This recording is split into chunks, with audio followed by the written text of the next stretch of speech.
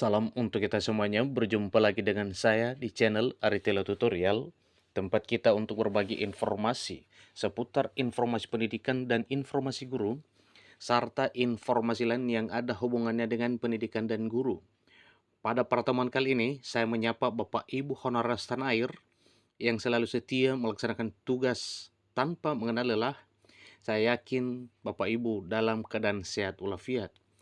Pada informasi kali ini, ada satu informasi penting yang perlu kami bagikan kepada Bapak Ibu honorer, di mana pada rekrutmen P3K dan CPNS 2023, ada beberapa daerah yang terancam gagal tidak bisa melaksanakan kegiatan rekrutmen CPNS dan P3K. Nah, ada apa ini Bapak Ibu? Ada satu hal yang perlu kita luruskan bahwa selama ini honorer dan masyarakat selalu menyalahkan pemerintah pusat terhadap rekrutmen CPNS dan P3K di masing-masing daerah. Namun ternyata ada beberapa alasan dan ada beberapa hal yang perlu kita simak bersama, bukan hanya terletak pada pemerintah pusat. Ternyata dari daerah lah yang membuat hal demikian sehingga tidak bisa daerah itu berhak untuk membuka rekrutmen P3K maupun CPNS. Nah, ini salah satu informasi Bapak Ibu yang kita kutip dari informasi yang dapat dipercaya, di mana informasi ini itu berasal dari Bengkulu. Ini yang dikutip oleh radarkaur.co.id. Informasinya yaitu Sekda Provinsi Bengkulu, Hamka Sabri, mengakui pemerintah Provinsi Bengkulu terancam tidak bisa membuka rekrutmen P3K dan calon pegawai negeri sipil 2023. Nah, ada apa ini Bapak Ibu? Ikuti terus informasinya. Keputusan ini diambil dengan mempertimbangkan jumlah belanja pegawai sudah mencapai 40%. Sedangkan batas wajar penggunaan APBD atau anggaran pendapatan dan belanja daerah hanya batas 30% saja.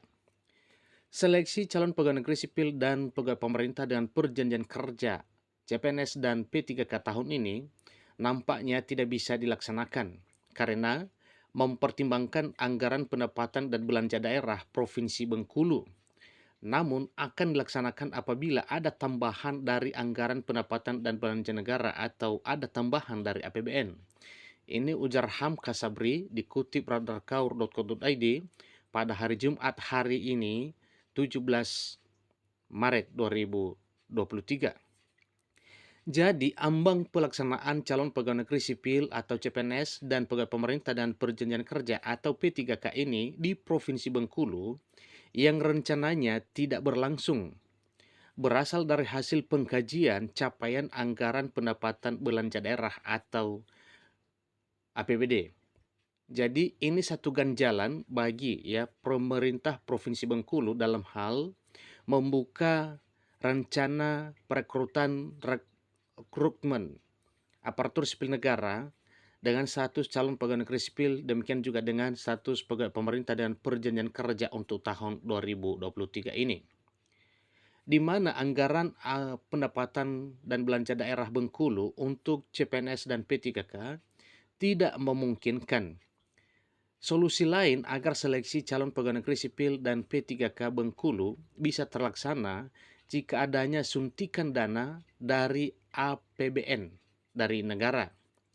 Jadi ini hal yang perlu kita simak Bapak Ibu bahwa memang satu alasan bagi pemerintah Provinsi Bengkulu tidak mengusulkan perekrutan atau kebutuhan formasi ASN di tahun 2023 ini karena masalah anggaran. Hal ini mengutip pernyataan Hamka Sabri tentang formasi pegawai pemerintah dan perjanjian kerja daerah. Penentuan formasi dilaksanakan melalui diskusi antara gubernur dan anggota Dewan Perwakilan Rakyat Daerah atau DPRD. Nah, ini satu hal yang perlu kita simak bersama Bapak Ibu bahwa ini sebenarnya bukan suatu hal yang dapat diabaikan, tetapi ini satu hal yang harus ditanggapi serius antara pemerintah pusat dan pemerintah daerah. Nah, kira-kira apa alasan ini? Apakah logika atau tidak? Kalau selama ini kita dengar informasi bahwa hambatan dari daerah untuk merekrut tenaga CPNS maupun P3K, yaitu karena masalah anggaran yang tidak memadai. Namun, pemerintah pusat juga menyampaikan bahwa sebenarnya untuk penggajian P3K itu sudah ditransfer ke daerah melalui DAU non-fisik atau melalui dana alokasi umum non-fisik. Artinya, pemerintah pusat tetap berprinsip bahwa belanja pegawai di daerah itu, khusus untuk P3K, sudah ditransfer oleh pusat.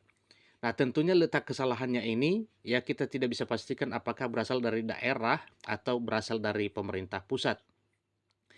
Jadi di sini jelas dikatakan bahwa anggaran APBD Bengkulu untuk CPNS atau P3K tidak memungkinkan.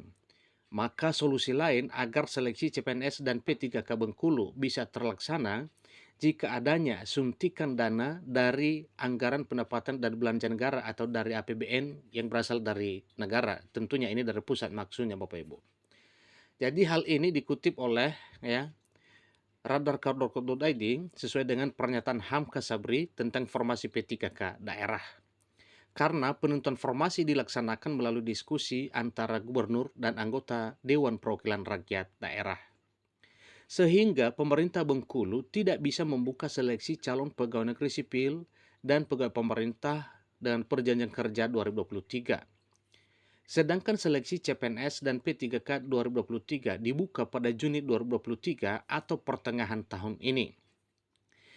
Nah, di sini pada informasi ini, Sekretaris Daerah atau Setda Provinsi Bengkulu mengungkapkan bahwa kondisi keuangan belanja pegawai yang bersumber pada anggaran pendapatan dan belanja daerah atau yang bersumber dari APBD, tentunya ini sangat minim. Hamka Sabri selaku Setda Provinsi Bengkulu mengungkapkan kondisi tersebut bahwa keuangan belanja pegawai penggunaannya mencapai 40%. Akibatnya, anggaran pendapatan dan belanja daerah khusus untuk pemerintah Provinsi Bengkulu untuk calon pegawai negeri sipil dan pegawai pemerintah dan perjanjian kerja tidak memungkinkan. Maka opsi untuk tidak melangsungkan seleksi adalah pilihan pemerintah Provinsi Bengkulu. Berkaitan dengan rekrutmen calon pegawai negeri sipil dan pegawai pemerintah dan perjanjian kerja, rekrutmen CPNS dan P3K 2022 dibuka bulan Juni. Jadi, Kementerian Pan-RB kembali memprioritaskan tenaga kesehatan dan tenaga pendidikan. Selain daripada itu juga, talenta digital juga menjadi lebih terakomodasi dengan adanya rekrutmen. Seleksi pegawai pemerintah dan perjanjian kerja atau seleksi P3K guru akan dibuka tahun 2023 ini, di mana peserta yang belum lulus bisa mengikuti seleksi P3K guru tahun ini. Sementara itu, para guru dinyatakan lulus seleksi P3K 2022. Pemerintah menyebutkan rincian tunjangan dan gaji pegawai pemerintah dengan perjanjian kerja apabila seseorang honorer itu atau seseorang yang mengikuti seleksi ASN dalam arti status P3K, maka ada rincian pembiayaan atau gaji beserta tunjangannya. Berdasarkan peraturan Presiden nomor 98 tahun 2020, macam-macam tunjangan P3K guru 2022 diantaranya, pertama, tunjangan keluarga, kemudian tunjangan pangan, seterusnya tunjangan jabatan, yaitu fungsi lain, tunjangannya, jabatan struktural, dan lainnya. Kemudian mengutip dari berbagai sumber berikut rincian tunjangan dan gaji pokok P3K guru 2022 per bulan, yaitu pertama golongan P3K golongan 1 itu mulai dari 1.794.900 hingga 2.686.200. P3K golongan 2 mulai dari 1.960.200 hingga 2.843.900. P3K golongan 3 2.043.200 hingga 2.964.200. P3K golongan 4 mulai dari 2.129.500 hingga 3.089.600. P3K golongan 5 mulai dari 2.325.600 hingga 3.879.700. P3K golongan 6 mulai dari 2.539.700 hingga 4.043.800.